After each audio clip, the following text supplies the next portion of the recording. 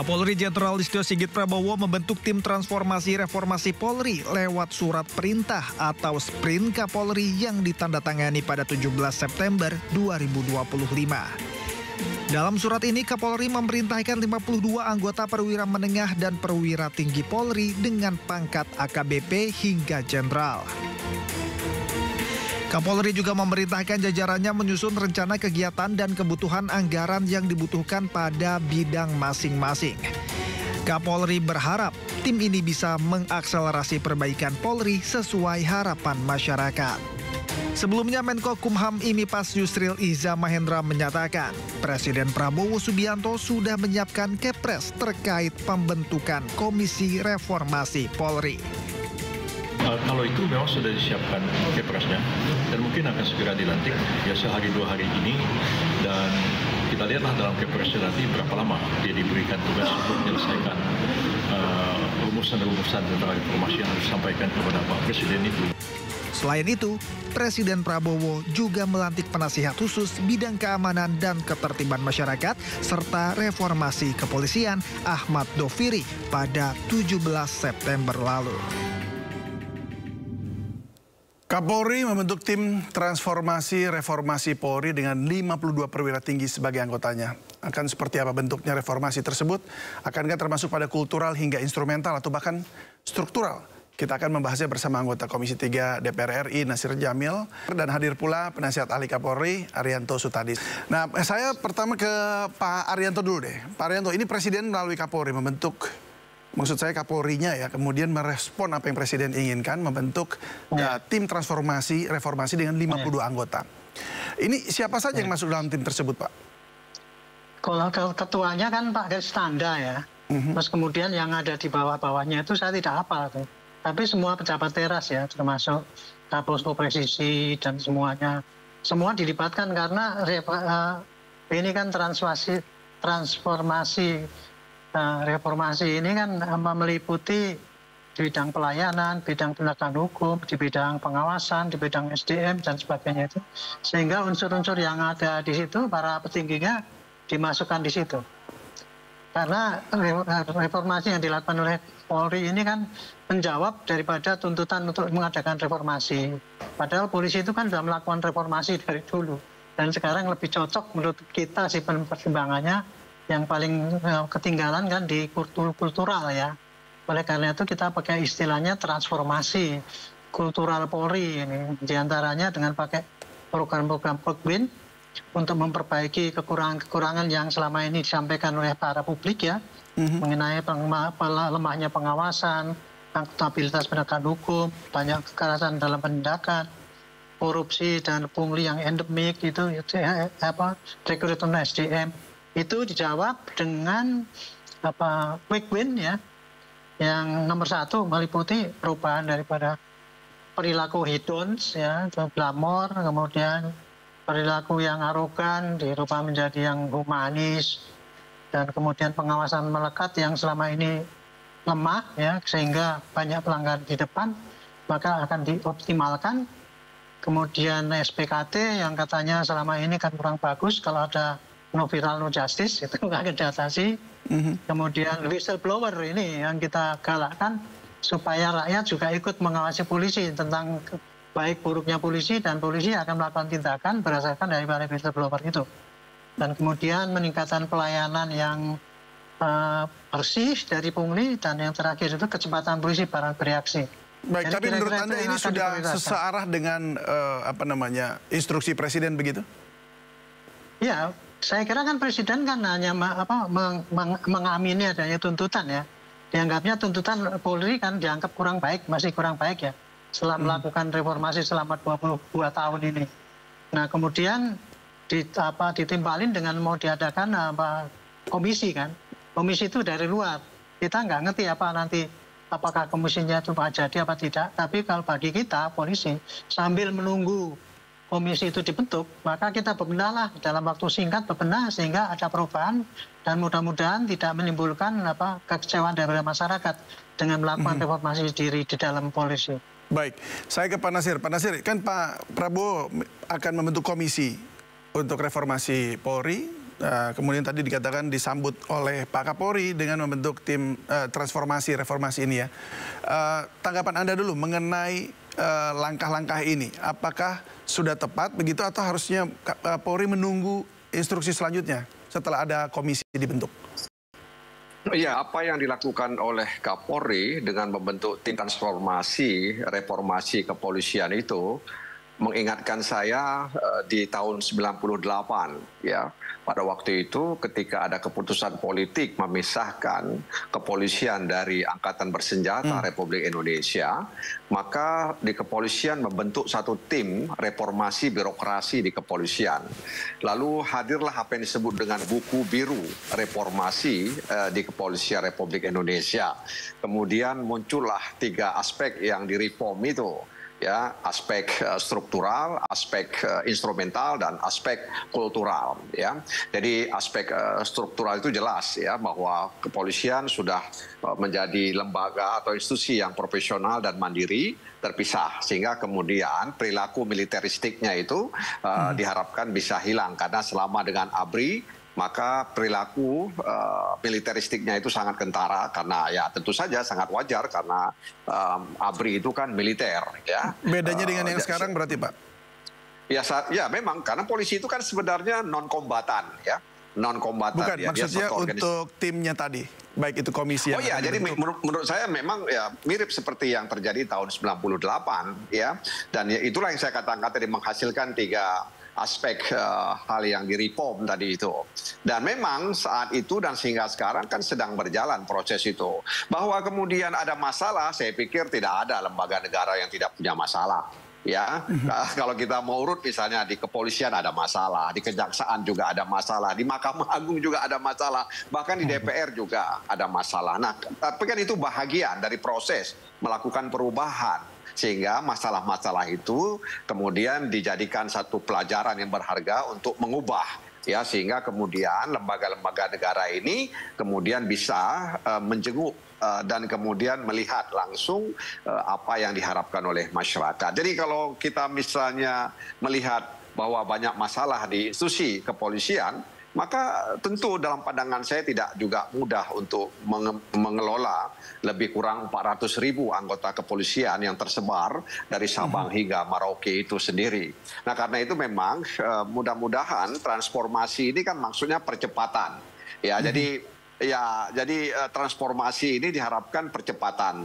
Nah karena itu juga harapan saya tim transformasi reformasi di kepolisian ini diharapkan bisa berkolaborasi ya dengan komite yang katanya akan dibentuk oleh presiden. Jangan sampai kemudian menjadi saling menandingi. Tapi mereka diharapkan bisa berkolaborasi, kemudian melihat mana yang kurang ya dan mana yang lebih. Yang kurang itu kemudian dievaluasi, diperbaiki, dipulihkan. Makanya dalam pandangan pribadi saya, istilah yang menurut saya ya itu lebih tepatnya restorasi sebenarnya ya, memulihkan, memperbaiki dan mengembalikan. Jadi memulihkan semua elemen-elemen yang ada di tubuh kepolisian itu sehingga dia bisa menjadi polisi yang profesional, yang mandiri, yang kemudian melayani public service, ya, melayani, mengayomi, melindungi, dan kemudian melakukan penegakan. Pak Nasir, Anda kan katakan kembali restorasi lagi, artinya berarti ada suatu model atau bentuk ideal yang sebelumnya udah pernah ada. Apakah memang kepolisian kita sudah pernah ideal, Pak? Ya, sebenarnya kan pilihan kita kan bahwa kepolisian itu di bawah presiden, bertanggung jawab langsung kepada presiden. Dan tentu saja memang ada juga pendapat yang mengatakan bahwa kepolisian harus di bawah kementerian tertentu. Tapi pandangan saya tidak cocok untuk Indonesia. Ya, karena kalau memang segi kita sangat birokrasinya bagaimana? Kalau tadi kan soal mungkin secara strukturalnya. Nah itu aspek kulturalnya. Kulturalnya jadi bagaimana? Sumber daya. Ya itu jadi kalau kita bicara manajemen sumber daya anggota polisi itu ada di aspek kulturalnya. Kemudian manajemen operasionalnya itu ada di aspek kulturalnya. Kemudian juga bagaimana membangun sistem pengawasan baik dari masyarakat maupun dari internal kepolisian. Itu aspek kultural. Nah, itu yang tadi dikatakan oleh Pak Arianto bahwa kita masih belum begitu kuat di aspek pengawasan itu. Nah, oleh karena sekali lagi saya katakan pengawasan itu kan butuh orang-orang yang berpengaruh gitu ya. Nah karenanya harus dievaluasi juga Pak Arianto ya posisi daripada Kompolnas itu ya. Jadi Kompolnas itu mau diapakan begitu. Selama ini kan sebenarnya kalau kita mau jujur ya, kalau kita merujuk kepada pasal 37, 38, 39 ya Undang-Undang Kepolisian itu jelas bagaimana sebenarnya Kompolnas itu. Kalaulah Kompolnas selama ini dalam tanda kutip punya ya apa namanya punya kemampuan lebih gitu. Mungkin dia bisa banyak waktu untuk memberikan masukan-masukan kepada presiden ya terkait dengan apa yang terjadi di tubuh kepolisian tadi. Tapi kan ini nggak nyambung. Jadi Kompolnas juga nggak nyambung dengan presiden. Presiden juga mungkin nggak pernah bertemu dengan Kompolnas. Karena putus semua ini ya, ada putus tengah jalan begitu ya. Kan selama ini kan yang mengendalikan dan anggaran itu kan ada di Menko Polkam ya. Menko Politik dan Keamanan yang dulu namanya Menko Polhukam. Jadi di situ kendalinya dan di situ anggarannya. Jadi Kompolnas tidak punya anggaran yang mandiri, ya dia dicantolkan kepada Menko Polkam. Jadi kalaulah ada ke depan barangkali perlu dipikirkan ada pertemuan rutin antara Kompolnas ya dengan Presiden sehingga bisa memberikan masukan-masukan kepada Presiden terkait bagaimana upaya mempercepat reformasi di kepolisian, terutama aspek kultural tadi itu, manajemen sumber daya anggota polisi, manajemen operasional, ya dan bagaimana membangun sistem pengawasan yang efektif sehingga kemudian anggota polisi on the track dalam melaksanakan tugas dan fungsinya serta menjalankan kewenangan. Baik Pak Arianto, tadi kan dikatakan soal fungsi pengawasan oleh Pak Nasir ya. Nah kalau apa namanya di Kompolnas mungkin tadi dikatakan juga agak tidak terputuslah begitu. Nah ini idealnya harusnya pengawasannya ini atau si pengawasnya ini harusnya sampai setinggi apa gitu kalau mau dikatakan sebagai jabatan atau pangkat supaya bisa punya pengaruh dan punya koneksi langsung gitu. Karena kalau kalau dari sipil rasanya putus-putus banget gitu kayak yang tadi disampaikan. Ya, pengawasan sistem pengawasan polisi itu sebenarnya sejak tahun 2002 itu udah ketat ya Pak ya. Ada sistem pengawasan internal dan eksternal. Kalau internalnya itu adalah pengawasan di aturannya aja, ada aturan disiplin, ada aturan etika, ada aturan pidana. Itu kemudian lembaganya. Kalau yang paling dekat itu pengawasan lekat itu adalah pengawasan antara atasan dengan bawahan. Itu paling ketat untuk mengawasi tingkah laku anggota yang di lapangan. Kemudian pengawasan itu kalau ada disiplin maka ditindak oleh atasannya. Kalau melanggar etika di sidang kode etik. Kalau ada pelanggaran pidana, kita masuk dalam ranah peradilan pidana. Jadi sebetulnya itu aja sudah kuat kalau dilaksanakan dengan konsekuen gitu. Hanya sayangnya di dalam pelaksanaannya itu, setiap pelanggaran yang terjadi itu tidak ditindak dengan tegas. Itulah jadi menjadi kelemahan. Itu bagaimana memperkuatnya di situ? Ya, justru ini sekarang ini yang kita pacu sekarang adalah pengawasan lekat itu ditingkatkan. Yaitu dengan sanksi yang tegas, kemudian atasannya kalau bersalah, bawahnya bersalah, atasannya juga ikut menanggung. Kan kalau polisi dulu itu tidak seperti militer ya. Pimpinan itu yang salah, anggota tidak salah tapi pimpinan. Tapi kalau polisi karena ada diskresi maka tindakannya ada individu. Tapi akibatnya apa? Maka pimpinannya kurang begitu care kepada pelanggaran anggota. Nah kemudian saya teruskan dulu ya, pengawasan internal itu ada provos Pak. Provos itu untuk disiplin. Kemudian ada sidang etik, ada paminal. Itu sebenarnya sudah cukup kuat, tetapi ya itu tadi karena pelaksanaannya tidak begitu bagus, maka di sisi itulah yang akan ditingkatkan. Nah kalau untuk pengawasan eksternal itu banyak juga sebenarnya. Nomor satu adalah Kompolnas. Sayangnya Kompolnas selama ini kan hanya pakai perpres kan. Katanya dulu menurut undang-undang itu perintahnya harus apa undang-undang sendiri.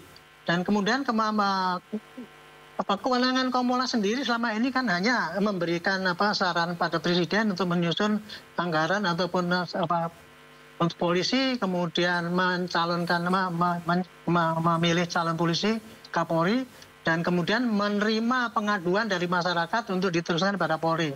Nah ini sebetulnya kalau Kompolnas itu cuma begitu, kan akibatnya kan Kompolnas tidak bisa mengendalikan betul-betul pengawasan pada polisi. Ini tadi yang mungkin perlu ditingkatkan ketajaman daripada Kompolnas ini. Misalnya ya, dia diberi kewenangan untuk melakukan koreksi apabila ada polisi yang nakal dan sebagainya itu diperkuat. Kemudian ada juga kontrol dari luar itu dari DPR, Komisi 3 itu. Tapi kan itu hanya rapat, dengar pendapat, dengan menyiarkan dan sebagainya. Ombudsman juga gitu. Jadi kalau mau meningkatkan sistem pengawasan polisi itu tadi, semua itu ya secara simultan dinaikkan. Tetapi yang paling efektif adalah kalau sekarang ini yang paling lemah itu adalah sistem pengawasan lekat itu tadi. Baik, kalau kira-kira gitu sebenarnya konsepnya. Ya, baik, kembali ke Pak Nasir lagi, Anda sebagai di Komisi 3 ini kan mendorong pembentukan untuk ada fungsi sebagai pengawasan begitu. Nah, bagaimana kemudian sifatnya tidak hanya internal kalau untuk pengawasan di kepolisian, tapi juga akuntabel begitu, bisa dipertanggungjawabkan juga. Iya, di dalam negara demokrasi atau katakanlah di dalam negara hukum dan demokrasi seperti di Indonesia, maka kekuasaan itu harus diawasi dan dibatasi, ya. Nah, oleh karena itu pengawasan bukan hanya dari internal, tapi juga eksternal. Kalau pengawasan internal, kadang masyarakat bilang, mana mungkin jeruk makan jeruk, kan begitu kan? Jeruk makan jeruk, begitu pasti gitu. Pandangannya. Ya, walaupun sebenarnya kalau kita mau lihat propam itu banyak ya keputusannya yang kejam gitu ya, yang memberhentikan dengan tidak hormat dan kemudian mengalihkannya ke pidana. Tapi memang ini kan kadang tidak begitu terekspos ya, dengan baik, kecuali misalnya kasus itu menjadi viral gitu ya, seperti Verdi Sambo ya, kemudian kemarin yang mobil rantis Brimob itu yang melindas Afan Kurniawan ya, dan kasus-kasus lainnya. Tapi sebenarnya dalam pandangan kami banyak hal yang diputuskan oleh Propam itu ya dalam tanda kutip sangat kejam itu. Nah, oleh karena itu sekali lagi memang ini dibutuhkan pengawasan eksternal. Jadi sebenarnya pengawasan yang melekat itu antara pimpinan dan bawahan, dan itu artinya bagaimana menunjukkan keteladanan sehingga dia punya pengaruh ya. Dan itu sudah disampaikan oleh Pak Sigit sebenarnya bahwa ikan busuk itu berasal dari kepala. Nah, beberapa tahun yang lalu sebenarnya kami sudah punya pikiran di Komisi 3 DPR RI untuk mengumpulkan Komisi Kepolisian, Komisi Kejaksaan, dan Komisi Yudisial untuk dalam satu undang-undang. Selama ini kan yang diatur dalam undang-undang kan Komisi Yudisial, ya. Sementara Komjak, Kompolnas itu kan dibentuk lewat keputusan Presiden. Nah, oleh karena itu sekali lagi memang perlu dipertimbangkan oleh Presiden. Pengawasan ini bukan dalam rangka membatasi, ya, tapi ingin mengantarkan kepolisian seperti yang cita-cita reformasi itu. Jadi kalau kita lihat buku biru, ya, dan grand strategi kepolisian sampai tahun 2045 itu sangat bagus itu ya. Bagaimana kepolisian bisa menghadirkan pemolisian masyarakat, pemolisian demokrasi, pemolisian hijau, misalnya seperti yang dilakukan oleh Kapolda Riau, ya. Bagaimana di sana kebakaran hutan dan lahan itu begitu besar sehingga beliau melaunching apa yang disebut dengan pemolisian hijau, mengajak masyarakat untuk mencegah kebakaran hutan dan lahan. Begitu juga pemolisian demokrasi, pemolisian masyarakat. Jadi sebenarnya ya saya juga harus ingatkan negara bahwa negara itu jangan hanya banyak menuntut kepada kepolisian atau anggota polisi, tapi kurang abai memperhatikan kesejahteraan anggota polisi. Karena mereka adalah organisasi yang memerangi kejahatan, di samping mereka melakukan pelayanan-pelayanan, perlindungan, pengayoman kepada masyarakat. Iya, itu tadi nomor satu kalau menurut saya ya, polisi itu Pak, yang paling lemah itu adalah pada mentalitasnya. Kalau polisi itu mentalnya jelek, walaupun polisinya itu hebat, profesional itu, percuma Pak, itu nanti akan merugikan negara karena tingkah lakunya itu tidak bisa dipercaya gitu. Makanya yang harus nomor satu itu yang diawasi, diperbaiki adalah mentalitasnya. Nah, untuk komisi itu tadi bagi kami, bagi polisi itu kita tidak resisten ya. Siapapun yang ditunjuk silakan, Pak Mahfud misalnya. Nggak apa-apa kan, beliau juga orangnya berintegritas tinggi, mempunyai care pada polisi, diperbaiki. Yang penting Pak, yang nanti duduk di komisi itu nanti orang-orang yang tahu bagaimana polisi itu bekerja, bagaimana penyakit polisi, bagaimana cara menyembuhkannya, itu yang harus ada di situ. Jangan nanti yang ke situ cuma orang-orang yang perwakilan daripada kelompok tertentu yang tujuannya nanti tidak murni untuk perbaikan polisi, nanti justru malah untuk mengebosi polisi, misalnya kayak gitu. Jadi intinya harus cari orang yang berintegritas tinggi dan mempunyai care, kepedulian pada perbaikan polisi dan tahu apa masalahnya sehingga dia tahu bagaimana obatnya. Intinya memang transformasi, reformasi di kepolisian itu memang harus dicepat, bahwa kemudian ada gangguan-gangguan dalam perjalanannya, itu biasa menurut saya. Tinggal bagaimana bisa mengatasi gangguan-gangguan itu, dan saya pikir upaya untuk melakukan reformasi sudah sangat kuat dilakukan oleh kepolisian. Tapi sekali lagi memang tidak mudah mengelola 400.000 lebih anggota polisi yang tersebar di seluruh Indonesia. Baik. Baik, sepakat untuk kepolisian yang lebih baik tentunya ya. Harus ada orang-orang yang berani juga, orang-orang yang mengerti tentang Polri dan untuk masa yang akan datang. Terima kasih sekali lagi anggota Komisi 3 DPR RI Pak Nasir Jamil dan juga penasihat ahli Kapolri Pak Arianto Sutadi.